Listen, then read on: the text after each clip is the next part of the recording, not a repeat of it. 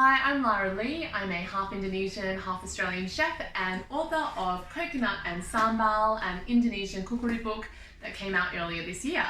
Today I'm going to be cooking for you a jackfruit and potato kalio, which is a really fragrant and delicious dish from Padang in West Sumatra, one of the biggest islands in Indonesia. Now, what is kalio? Well, kalio is part of the rendang family. So if you imagine that a rendang starts out as a big pot of coconut milk with either meat or vegetables and a spice paste, and then it's simmered over 3 hours until the sauce is so reduced that you could no longer call it a curry. It's just lovely caramelized, really reduced, almost like a sediment kind of sauce that is wrapped around the meat and veg. Well, kalio takes the rendang 2/3 of the way. So you've got a lovely reduced thick kind of sauce that you would call a curry, and the oil from the coconut milk that has been cooking with the meat or vegetable has now risen to the top and split from the coconut milk, and it kind of just creates this lovely, creamy, bold, punchy, amazing recipe that you definitely have to try. So the first thing that we're going to do is make our spice paste. So come with me over here to the food processor. So the first thing we're going to add to our spice paste are chilies, and I've got these gorgeous long red chilies here.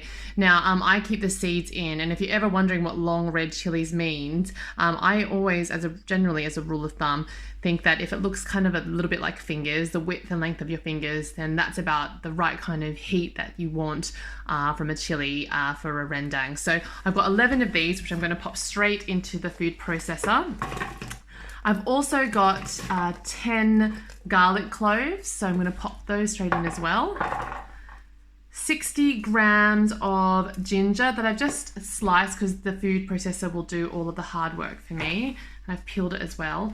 And I've also got 40 grams of galangal, which I know is hard to get in certain supermarkets unless you go to a special Asian supermarket. So you can omit this from the recipe if you like. So I've got 40 grams of peeled galangal that I've just kind of thinly sliced. Now, galangal is a little bit more hardy and firm than ginger, so I cut it a little bit smaller just to help the food processor on its way. I've also got 6 banana shallots that I've just roughly chopped, so I'm going to pop that into the food processor as well. Okay, so let's pop on the lid of the food processor and let's turn it on. And that is looking absolutely gorgeous. Look at the color, so beautiful. So now I'm going to pop my spice paste into this bowl.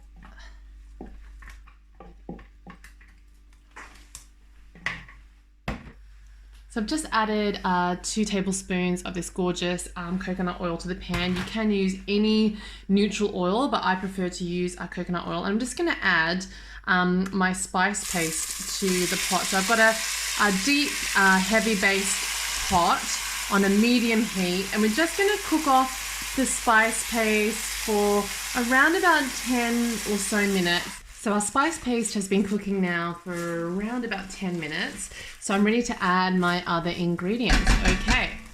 So today I'm using a young green jackfruit in a can. It comes in water. I'm using a brand called Tropical Sun, and it is essentially unripe jackfruit. Now, jackfruit grows all over Asia.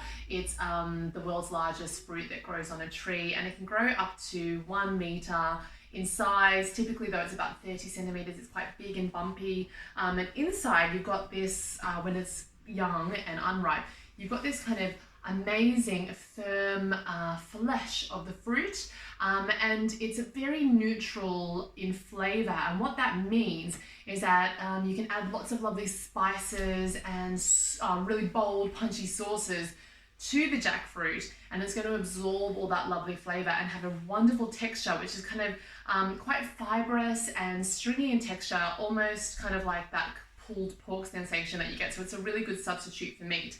So we're going to add 2 cans of jackfruit. I've drained it and I've rinsed it under a cold tap. So this is kind of what I've gotten out of that, and I'm going to add that now to the pot. Adding our rinsed and drained jackfruit, 400 grams of baby potatoes, 5 mac root lime leaves, which are best fresh or frozen, 3 bay leaves, 2 bruised lemongrass, 1 teaspoon of salt, 1 teaspoon of turmeric, 2 teaspoons of ground cumin, 1 tablespoon of ground coriander, 8 Chinese or shiitake dried mushrooms soaked in 200 ml of boiling water for 30 minutes, adding both the mushrooms and the liquid, 3 cans of coconut milk. This is a really good one with 68% coconut extract. Now stir everything together, bring to a boil and simmer for 2 to 2.5 hours, stirring every so often so it doesn't catch at the bottom. Okay, it's been bubbling for 10 minutes now and you can see it's still very, very full. Lovely colours develop from the turmeric. This is after about 1 hour and 15 minutes of simmering. So you can see the oil here has split from the coconut milk and it's just bubbling away. And this is a really excellent sign because it means that we've hit the Kalio phase of the rendang cooking process. That means that it is most likely going to be just perfect and delicious to eat just as it is. So our jackfruit and potato Kalio is now finished. I'm just going to collate it up so you can take a look. It's absolutely delicious. Now, there's little bits of the dried shiitake mushroom as I mentioned before, so we're just going to take those out and remove them from the dish. So there you have it, everyone. Jackfruit and potato Kalio. Oh, smells so delicious. I really hope you enjoyed learning all about how to make Kalio today, and tag me at Lara Lee Food in any of your creations. Thanks so much, guys. See you next time. Bye.